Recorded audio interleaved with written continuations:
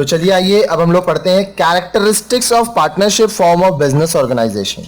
अब देखिए इसके आगे के वीडियोस में हम लोग पढ़ लिए थे characteristics of sole proprietorship business. अब यहाँ पे हम लोग पढ़ेंगे कि कैसे पता चलेगा कि कोई business partnership form of business है।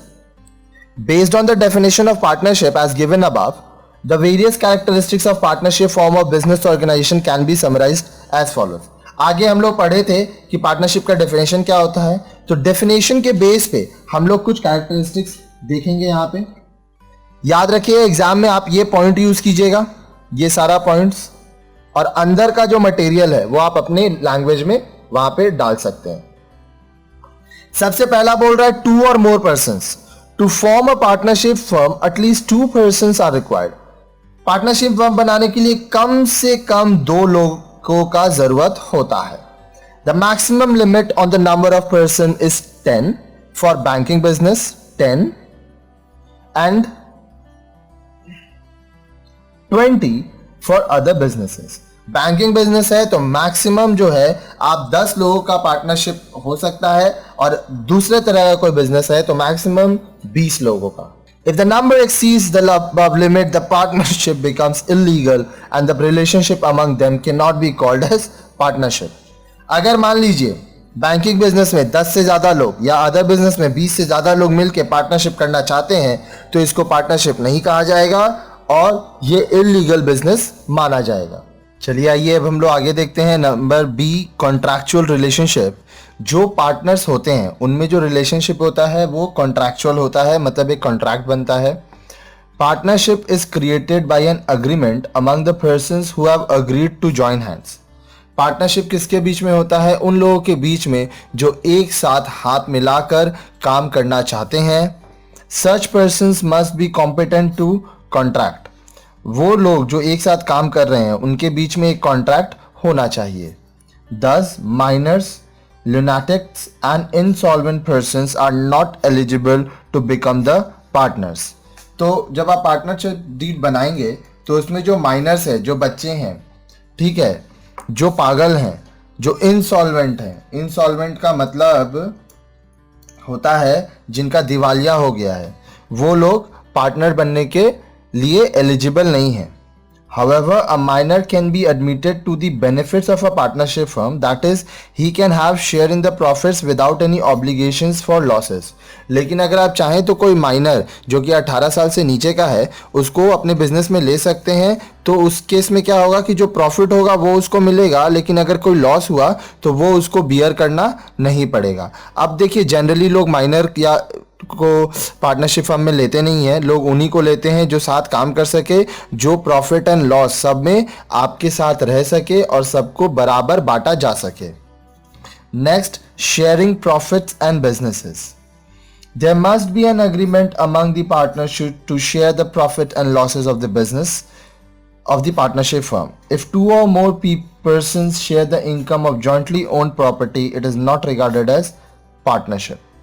अब देखिए जो आपका प्रॉफिट शेयरिंग है या बिजनेस शेयरिंग है वो अग्रीमेंट के हिसाब से है। अगर कुछ अग्रीमेंट में नहीं दिया है तो आप इक्वल बांटेंगे। इक्वल का मतलब क्या हुआ यहाँ पे? अगर 100 रुपया प्रॉफिट होता है और 2 पार्टनर है तो 50-50 लेंगे। अगर 100 रुपया प्रॉफिट होता है, 3 पार्टनर है तो 33 रुपया लेंगे। अगर 2 पार्टनर की जगह 4 पार्टनर है तो 25 इस हिसाब से। तो जितने पार्टनर हैं और अगर कुछ नहीं लिखा है तो इक्वली हम लोग डिस्ट्रीब्यूट करेंगे। लेकिन यहाँ पे एक और चीज बोल रहा है, इफ 2 और more person share the income of jointly owned property it is not recorded as partnership. लेकिन अगर कोई ऐसा प्रॉपर्टी है जिसका इनकम इसलिए मिल रहा है क्योंकि ये जॉइंटली ओन्ड है, मतलब इसके मालिक दोनों हैं, तो ये पार्टनरशिप नहीं हुआ। याद रखिएगा पार्टनरशिप जब भी होगा आप इस अकाउंट्स में पढ़ेंगे भी, profit and loss sharing ratio आपको निकालने आना पड़ेगा। और ये कैसे निकाला जाता है इसके लिए हम लोग बहुत सारा सम्स किए हैं, आप अकाउंट्स का वीडियोस देखेंगे आपके लिए क्लियर हो जाएगा। इन जनरल याद रखिए ये आधा आधा होता है, या तो कैपिटल के रेशियो में होता है या तो एक अग्रीड रेशियो होता है जो पार्टनर अपने हिसाब से बनाता है।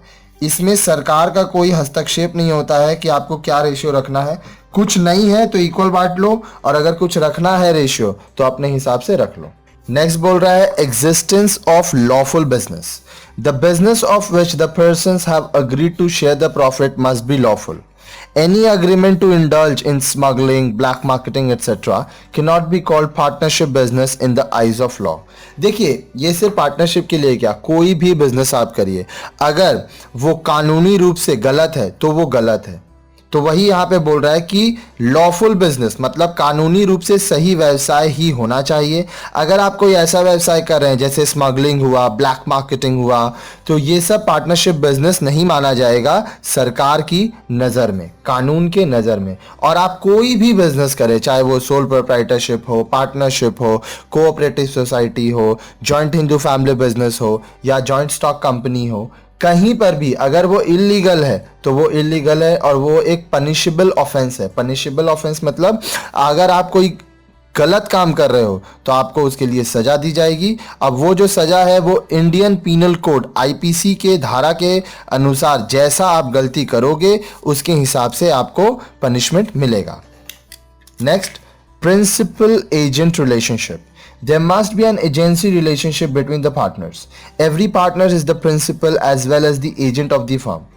When a partner deals with other parties, he or she acts as an agent of other partners and at the same time of the other partners becomes the principal. कहने का मतलब, मान लीजिए A है, B है, ठीक है, ये दोनों क्या है, कंपनी के मालिक हैं, तो ये लोग प्रिंसिपल हो गए. साथ ही साथ ये कंपनी के लिए काम करते हैं तो ये लोग एजेंट भी हो गए.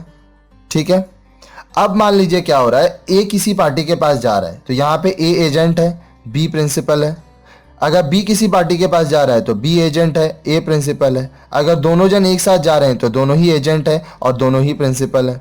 ऐसे तो देखिए हर एक सिचुएशन में ए अगर अकेले भी जाता है तो वो प्रिंसिपल है ही, लेकिन जो पार्टी नहीं जा रहा है वो भी प्रिंसिपल है. तो अब मान लो जो पार्टी एक्स वाई मान लीजिए है, एक्स पूरे बिजनेस को देखता है, वाई नहीं आता है, तो ये क्या है, वाई एक एक्टिंग और स्लीपिंग पार्टनर है. ठीक है, और एक्स एक्टिव पार्टनर है क्योंकि ये क्या करता है, बिजनेस को ये चला रहा है. Next, unlimited liability. ये पॉइंट बहुत इंपॉर्टेंट है. अनलिमिटेड लायबिलिटी ये हर एक जगह पे आप इस्तेमाल कर सकते हैं, बस जो अंदर का मटेरियल है depending on the topic change होता जाएगा. The partners of the firm have unlimited liability. जो भी बिजनेस आप कर रहे हो उसमें अनगिनत लेन देन है. They are jointly as well as individually liable for the debts and obligations of the firm. अब देखो, जो भी फर्म का उधार है, ठीक है, या जो भी फर्म का प्रॉब्लम्स होगा उसके लिए या तो वो लोग जितने पार्टनर है सब जिम्मेवार होंगे, या तो कभी कभी कुछ एक पार्टनर जिसको अथॉरिटी दिया हुआ है वो अपने अथॉरिटी के हिसाब से जिम्मेदार होगा. If the assets of the firm are insufficient to meet the firm's liabilities, the personal properties of the partners can also be utilized for this purpose. अब मान लीजिए आपका उधार इतना ज़्यादा हो गया है कि आप पैसा चुका नहीं पा रहे हो, तो जितने पार्टनर हैं सबका पर्सनल प्रॉपर्टी से वो पैसा देना होगा. However, the liability of minor partner is limited to the extent of his shares in the profit. लेकिन अगर कोई पार्टनर ऐसा है जो माइनर है तो वो सिर्फ प्रॉफिट ही लेगा. अगर मान लो आप माइनर हो और किसी के संग प्रॉफिट पार्टनरशिप में हो तो जो भी प्रॉफिट होगा उसी में आपका हिस्सा होगा. अगर लॉस है तो वो आपको चुकाना नहीं है, वो वही पार्टी चुकाएगा जो 18 साल से ऊपर है. Next, voluntary registration. The registration of partnership firm is not compulsory, but an unregistered firm suffers from some limitations which makes it virtually compulsory to be registered. अब देखो, आप अगर चाहो तो आप अपना पार्टनरशिप फर्म को रजिस्टर करवा सकते हो. वॉलंटरी का मतलब है चाहो तो करवाओ, नहीं करवाओ मत करवाओ. लेकिन एक चीज याद रखिएगा, जब आप पार्टनरशिप कर रहे हैं तो आप एक से ज्यादा लोग हैं, कम से कम 2 या उससे अधिक. तो अगर आप एग्रीमेंट करके रजिस्टर्ड कंपनी बना के अपना बिजनेस करते हैं तो आपको काफ़ी फ़ायदा होगा, और अगर आप वैसे नहीं करते हैं तो अगर कभी प्रॉब्लम हुआ तो आपका नुकसान होगा. Following are the limitations of an unregistered firm. अब मान लीजिए कोई ऐसा फर्म है जो अनरजिस्टर्ड है, रजिस्ट्रेशन उसका नहीं हुआ है, तब क्या होगा. The firm can not sue outsiders although the outsiders can sue it.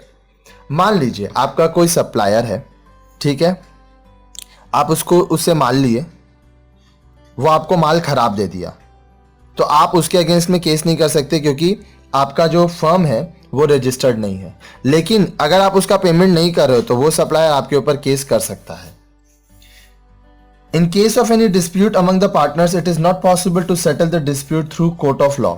आप कोई अग्रीमेंट है ही नहीं, रजिस्ट्रेशन है ही नहीं, और आप बोलते हो कि प्रॉब्लम हुआ है पार्टनर्स के बीच में आपस में, तो जो कोर्ट ऑफ लॉ है वो कुछ नहीं कर सकता। वो सीधा बोलेगा कि कोई अग्रीमेंट नहीं है, ये रजिस्टर्ड फर्म नहीं है, तो इस पे सरकार कुछ नहीं करेगा। The firm cannot claim adjustments for the amount payable to or receivable from any other parties. अब देखिए, जो फर्म है वो कोई भी एडजस्टमेंट को क्लेम नहीं कर सकता, चाहे वो पैसा उसको देना हो या लेना हो किसी पार्टी से। इसलिए कहा जाता है कि रजिस्ट्रेशन करवा लेना अच्छा है अगर आपको लॉन्ग रन में काम करना है।